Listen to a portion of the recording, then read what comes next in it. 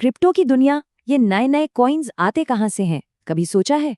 आज हम crypto mining के इसी पूरे सिस्टम को समझने की कोशिश करेंगे और देखेंगे कि ये पावरफुल डिजिटल इंजन असल में काम कैसे करता है।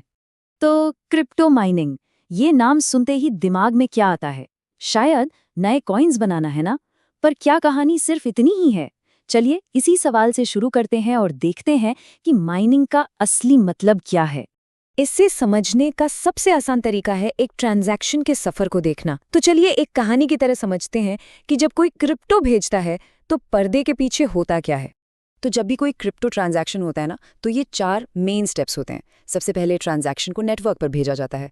फिर दुनिया भर में जो माइनर्स बैठे हैं वो इसे वेरीफाई करते हैं, वो पक्का करते हैं कि सब कुछ ठीक ठाक है। अब आता है तीसरा और सबसे दिलचस्प स्टेप। यहीं पर असली मेहनत लगती है।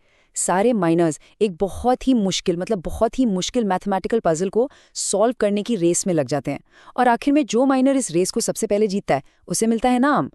अच्छा, तो ये जो पहेली सुलझाने की रेस है ना, ये कोई मामूली चीज नहीं है। ये एक बहुत ही खास सिस्टम का हिस्सा है जिसे कहते हैं प्रूफ ऑफ वर्क। बिल्कुल, बिटकॉइन माइनिंग इसी प्रूफ ऑफ वर्क या POW सिस्टम पर चलती है। समझ लीजिए कि ये इस पूरे प्रोसेस की बुनियाद है, और यही वो चीज़ है जो इसे इतना ज़्यादा सिक्योर और भरोसेमंद बनाती है। तो आखिर ये प्रूफ ऑफ वर्क है क्या? इसको ऐसे समझिए कि ये एक ग्लोबल कंपटीशन है। मतलब दुनिया भर के हजारों लाखों पावरफुल कंप्यूटर्स एक साथ एक बहुत ही कॉम्प्लेक्स डिजिटल पहेली को सॉल्व करने में लगे हैं। टेक्निकल भाषा में इसे हैश कैलकुलेशन कहते हैं। आसान भाषा में कहें तो ये सही डिजिटल चाबी ढूंढने जैसा है, और जो सबसे पहले सही जवाब ढूंढ लेता है, बस उसे ही ब्लॉकचेन में अगला ब्लॉक जोड़ने का हक मिल जाता है। और हाँ, इसी जबरदस्त ग्लोबल रेस की वजह से एक बहुत बड़ा सवाल भी खड़ा होता है कि भाई इस पूरे प्रोसेस में इतनी ज्यादा बिजली क्यों खर्च होती है। देखिए, इसके पीछे कुछ बड़े कारण हैं।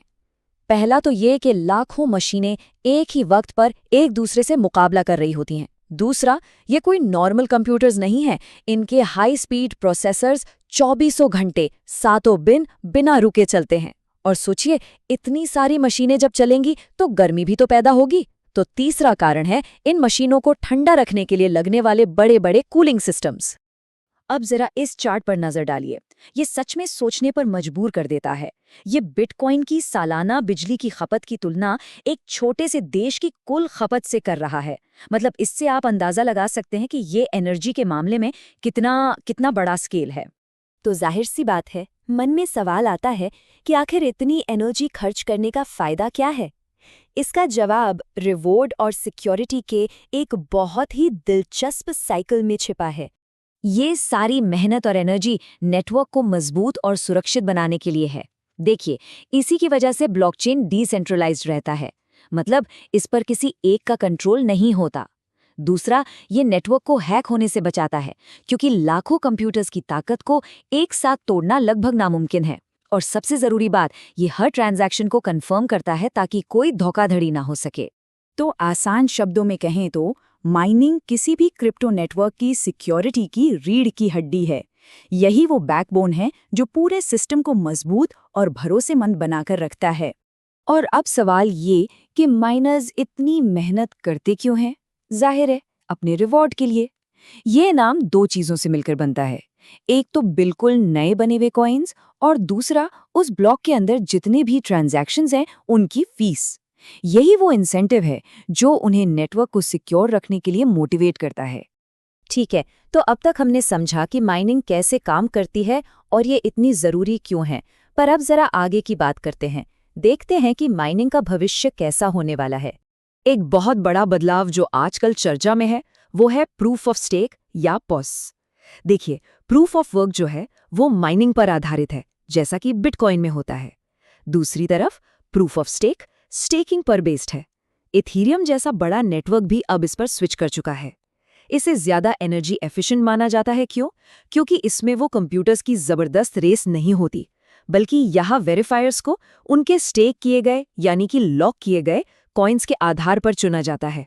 तो आगे चलकर हमें क्या ट्रेंड्स देखने को मिल सकते हैं? पहली और सबसे जरूरी चीज, ग्रीन एनर्जी सोर्सेज पर फोकस बढ़ेगा ताकि एनर्जी की खपत को संभाला जा सके। दूसरा, जो बड़े बड़े इंडस्ट्रियल लेवल के माइनिंग फार्म्स हैं उनका दबदबा शायद बना रहेगा। और इसका एक नतीजा ये होगा कि जो छोटे इंडिविजुअल माइनर्स हैं उनके लिए कंपटीशन लगातार और भी ज्यादा मुश्किल होता जाएगा। और ये एक लाइन है जो इस पूरी बातचीत का सार बताती है। माइनिंग सिर्फ कॉइन बनाने का एक तरीका नहीं है, ये एक क्रिप्टो नेटवर्क का सुरक्षा इंजन है। मतलब इसका सबसे बड़ा और ज़रूरी काम सिक्योरिटी है। तो हम इस पूरे विश्लेषण को इस एक अहम सवाल के साथ खत्म करते हैं, ग्रीन एनर्जी, जिसके बारे में इतनी बात हो रही है, क्या वो वाकई माइनिंग का भविष्य बदल सकती है? क्या वो इसकी एनर्जी से जुड़ी सबसे बड़ी चुनौती का हल निकाल सकती है? इस बारे में सोचना वाकई बहुत दिलचस्प है।